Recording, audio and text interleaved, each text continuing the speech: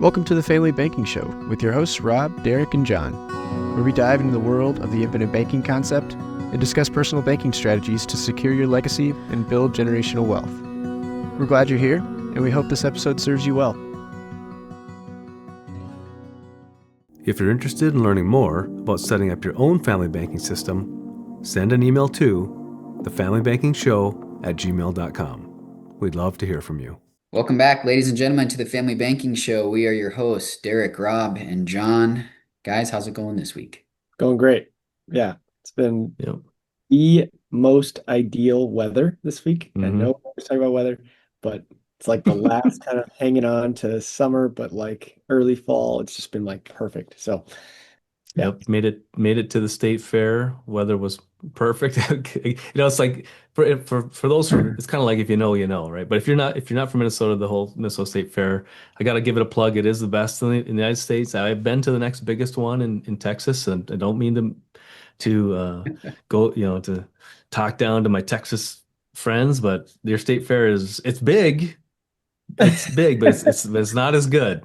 It's not bigger in Texas. I think actually technically from a acreage perspective, I think it is bigger, but it's more like in a big parking lot kind of. And one of the interesting things at the Texas State Fair, when I went there, it was a long time ago, many things have changed, but each one of the food booths, they all have to look the same.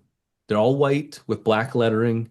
They don't have like character that at the Minnesota State Fair, all of our booths are different, and it's the creativity of the owners and the marketing and that they do, and it's just got this, and it's in a park in Minnesota, and so it's got trees, and it's like feels like you're in a neighborhood, big state fair in a neighborhood in Minnesota, where in Texas you do this big sprawling fair, but it feels like you're kind of in this parking lot.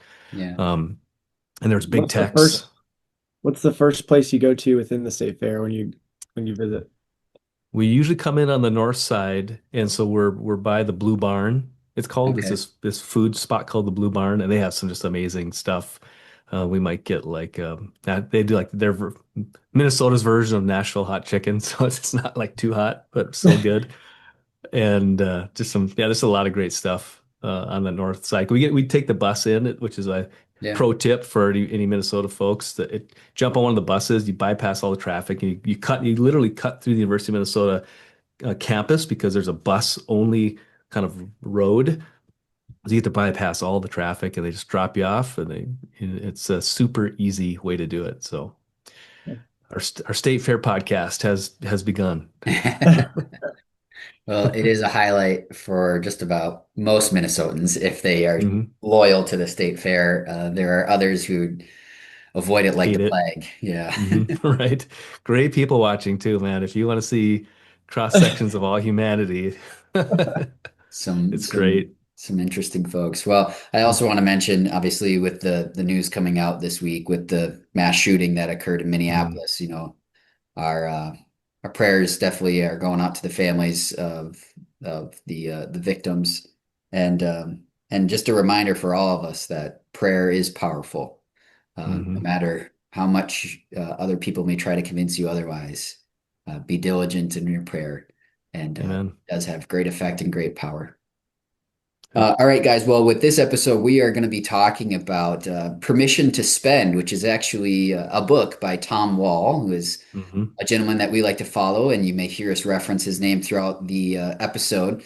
But really, the whole idea behind it is with the combination of retirement accounts like a 401k in conjunction with permanent whole life insurance, the way that we structure and design it, you will actually be ahead. You'll have greater permission to spend on those retirement accounts, knowing that you've got this backstop of permanent life insurance to refill that coffer when the time comes that you pass away. So you are still passing along a legacy. You're going to have more net income as a result of combining 401k plus whole life insurance. And it just gives you a whole lot of peace of mind in those retirement or passive income years to enjoy what you have saved and labored for years and years and years. And so we're going to turn it over to Rob. Rob's got a calculator again from Truth Concepts that's going to help us illustrate what is the difference between just a 401k and term insurance versus a 401k with whole life insurance. So, Rob, over to you. This is the series, episode number 2 in the Truth Concepts Calculator series, maybe we'll call it. So our last episode, we showed the Truth Concepts Calculator, the borrowing strategy, proving out what Nelson Nash said about becoming your own banker and being an honest banker and don't steal the peas. So if you want to see that episode, watch the one before the previous episode where we go through the borrowing strategy calculator and prove out the infinite banking process and that being an honest banker actually, is proven and it works. But what this calculator is from Truth Concepts and Todd Langford and his team, it's called the distribution calculator. And what I love about this one is if you've been following our channel, or you've been following our podcasts, and we talk a lot about family banking and infinite banking and using your early cash value whole life insurance policy that we help create for you to be, to draw from for the things of life, for the banking purposes of life, for opportunities and emergency funds, repair, all the repairs, all those things that you would use a bank for. But what I really love about this one is it just shows the benefit of just the death benefit.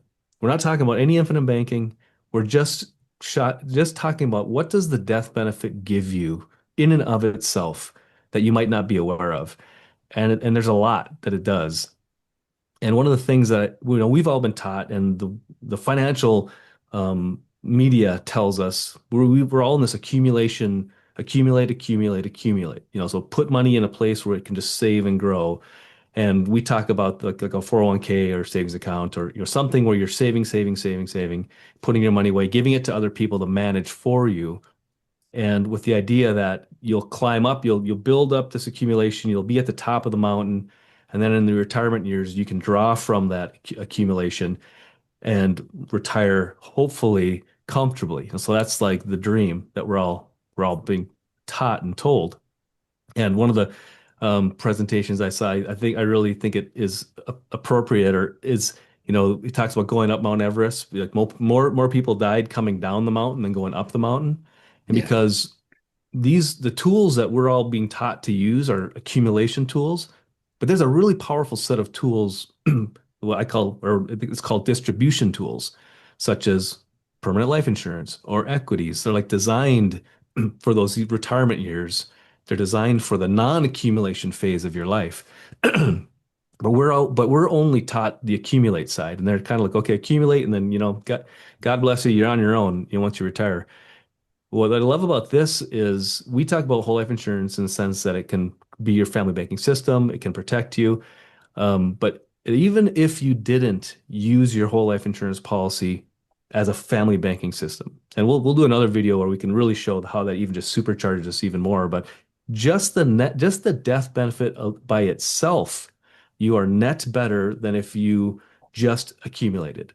So we have two folks. We have a 401k person. They're the buy term and invest the rest philosophy kind of person. Then we have person B, which is 401k plus whole life insurance. And so we're just going to compare the two. So this person A has been a diligent saver. They've saved up $2 million, and now they saved it up until they're age 65, and they're going to retire at 65, and we're going to assume that they're going to get a 4.5% return on their nest egg. And so what they're going to do though is they've accumulated this 2 million, but you can't start drawing down from it because you potentially will run out of money. So the modern wisdom is you just leave that and you live off the interest.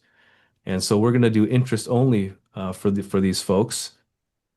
But then also we want to model that additional income. They're retired, so we're thinking they're a married couple, so they both have Social Security income. We'll just model that at 75K a year.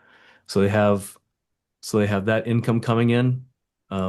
We're in the state of Minnesota, so that's 7.85% of income tax rate up to that, kind of tax income level.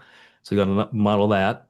And so at this point, let's see, this is modeling what they would be getting each year to spend down in their retirement. And you can see that they have $66,824 per year after taxes that they can live on from age 65 to 85. We're modeling it for 20 years. Mm-hmm. And so distribution to person B, this is the person who did 401k, but they watched one of our videos or listened to one of our podcasts, and they caught the concept of having a whole life insurance policy and how that can help and benefit your family. So instead of putting all their dollars into 401k, they sliced off a little portion of their savings and they put it towards permanent life insurance that we designed for them and helped them and coached them through. So at the end of that same period of accumulation, they have 1.3 million in their 401k, and we're going to assume that they get the same 4.5% rate of return. But now though they have a $2 million, so they have $1.3 million in 401k, but they also now have a $2 million whole life insurance policy that's in conjunction with that. And the way that I love how Todd Langford says it, think of that as a $2 million lottery ticket. You have that will backfill. So if you knew that you had $2 million coming into your family, how would that change how you spend your money today, how you live your life today, knowing, because we're all going to graduate, we're all going to die, that $2 million is going to come into your family. If you knew that, that gives you the permission to spend what you have because you know it's going to be backfilled. And so to model that, we click the pay down button. And so we're not doing interest only, we're actually paying down and reducing this 1.3 because we know it's going to get backfilled. Yeah, paying down may be a little bit of a misnomer. It's really a withdrawal or a drawing down. Drawing down, yeah. Value. Yeah. Yep, that's a better way to say it, drawing down. Yep. And then now we're going to compare the two. And now look at the net spendable in each column. Just by having that whole life insurance that gives us the permission to spend, to draw down, we have that increased our cash flow in year one of our retirement by $20,000. And it keeps increasing every single year. If you look at the end at age 84, we have 99,000 to spend at age 84, and person A has 60. They have the same amount because they're just drawing the interest every year. They have 66,824 to draw from. Right. So that whole life insurance policy is giving us that buffer as to allow us to draw down from our 1.3 million savings account or retirement fund to just give us more cash flow in our retirement years, enhancing our quality of life, being able to take that trip you wanted to take. It just by the death benefit alone. I just thought it was so powerful to see. And then one thing, if you model, we're assuming you're getting 4.5% for 20 years. Yeah. What would happen if you got 3%? What if the market, interest rates changed? You go from 45 to 79, like there's big changes, huge changes in variability in it. So if you're on the left-hand side, you just pray that earnings rate stays steady, that it doesn't drop. Mm-hmm. If you're on the right-hand side, you have the buffer of the death benefit to buffer against and protect your family. And so that's what I loved about this one is we're not talking about infinite banking. We're not talking about anything exotic. It's just literally taking a slice of those dollars that you would have been putting towards your 401k, putting them towards permanent life insurance, building up that death benefit. Just by doing that alone, you will free up at year one, 20K more per year in cash flow for your family. Yeah, John, give us some initial reactions of, how are you reading this? Maybe what are some questions that are coming to your mind? Yeah, I think it's incredibly powerful. Just for one, that you're getting significantly more income with almost half the account value. So from 2 million, you're getting 66,000 for spendable income, and then 1.3, you're getting 86,000. So that's just a blaring obvious, just incredible fact. And then the second is, and this is just maybe some nerdy background, knowing this is the safe withdrawal rate, right? We're illustrating on the left side 4.5%, right? Which is likely to result in running out of money, right? So this is a Yeah. perfect vacuum world where actually there's no down markets and no down years, and Right. you're not going to run out of money. But actually, the safe withdrawal rate is around 2.7, just under 3%. And so then that would significantly reduce it as well, in reality. So those are some immediate takeaways. And then not to mention, like you're talking about, the guaranteed death benefit. Like the only life insurance policy at the end of the day that really matters is the one that's in force the day after you pass away. And so 99% of term policies do not pay out, Do not pay out. are effectively useless and a cost, a waste of money. And that's not the case. Permanent life insurance is permanent. It's going to be there for your whole life, for your family, so that you can then create freedom and opportunity with the other things that you've built in your life. Yeah. Yeah. What I like about this is, we've got $500,000 of more net spendable income. But I think, our viewers and listeners are seeing, end of year account value for the 401k plus the term insurance guy, is $2 million, whereas the end of year account value for the 401k plus whole life insurance is zero. So Rob, why don't you go ahead and pull up that this specific life insurance example of, what is the value of the life insurance component if somebody were to pass away at this point, age 85? Yeah. So this is another. Oh, go ahead, John. I would just want to start with understanding. No, go back to the illustration where the starting death benefit is not 2 million. The starting death benefit is almost 1.1. Right. Yep. That's just the nature of whole life insurance, is that it grows over time in addition to your cash value. So I know some people I have talked to recently, when thinking about your assets equaling your death benefit, and once you reach retirement, they think, oh my goodness, how am I going to afford a $2.5 million policy or whatever it may be? It's actually, you can reverse engineer, and I think Rob, you did a really good job of that. Is you're starting at age 35, which is the majority of when people even think about whole life insurance. Although I wish it would be much earlier. That grows, very significantly to double essentially over 30 years, so that you do reach the 2 million, by 65. And then this what we're showing on screen actually just goes up to 64. So if I go up to, I think it's 51 years. Yeah. You'll see and what I did here with this policy is that at retirement age, and this is what we can do for all of our clients, is I basically turn the premium off. So the premium is now getting paid by the policy. So that's why you see no annual input from 65 on, is because the premium is funding the policy. So when you're in the retirement years, the way I like to look at it is you don't want to take your retirement income and then be putting it into your policy.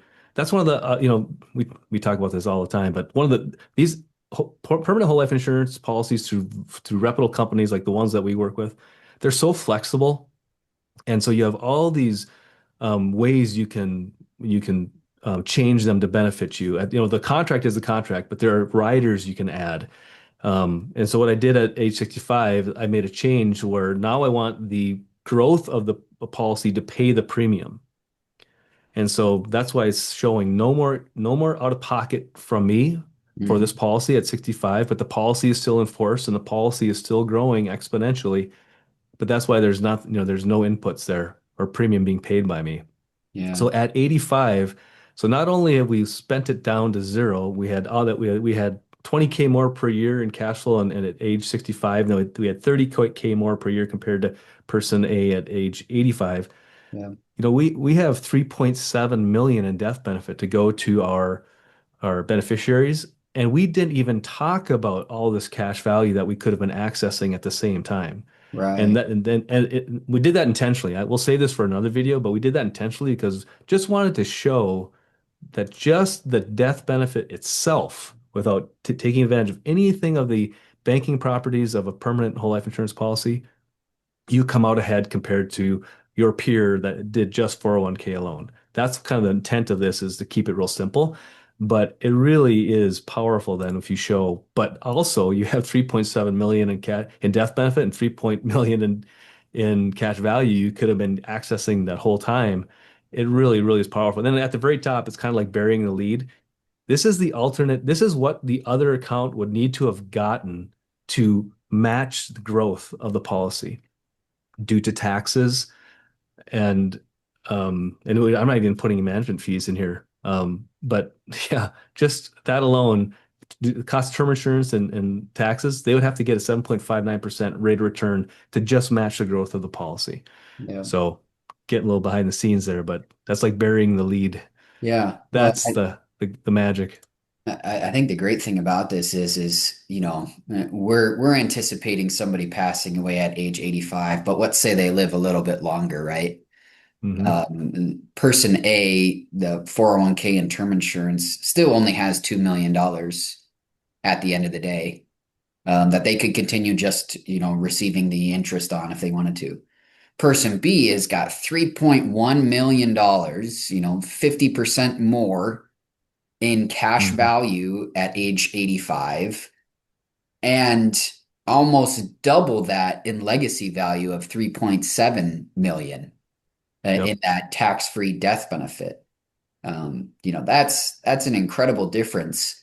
If you were to outlive this kind of anticipated drawdown period between age 65 and 85, that's incredible. Right. And we can access that 3.1 million, that cash value, tax-free too. So there's even, your net spendable is going to go through the roof if you compare the two. Yeah, we'll do another video where you can see these buttons, permanent life insurance inputs and include permanent life insurance.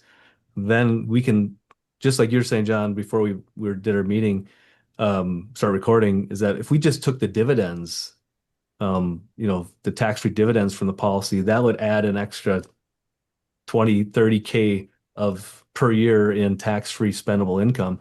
Yeah. It really starts to kind of blow your mind when you see it. All right, Rob, there we go. Thank you, Rob, for doing all that back end work. And I hope our listeners have enjoyed kind of this deep dive behind the numbers of comparison between practicing the infinite banking concept plus other retirement accounts, if that's your preferred method of saving and investing. But guys, this has been an incredible episode, just thinking about what this really means as far as your legacy value, your permission to spend. This is really powerful ideas. All right. Well, thank you guys again. We'll see you guys in the next episode. See you guys. Thanks. Thank you for joining us. If you're interested in a conversation about anything we've discussed, you can find our contact information in the show notes below. And subscribe, follow, and leave a review to help spread this message and to help families across the country discover the generational blessing of IBC. May God bless you, and we'll see you next time.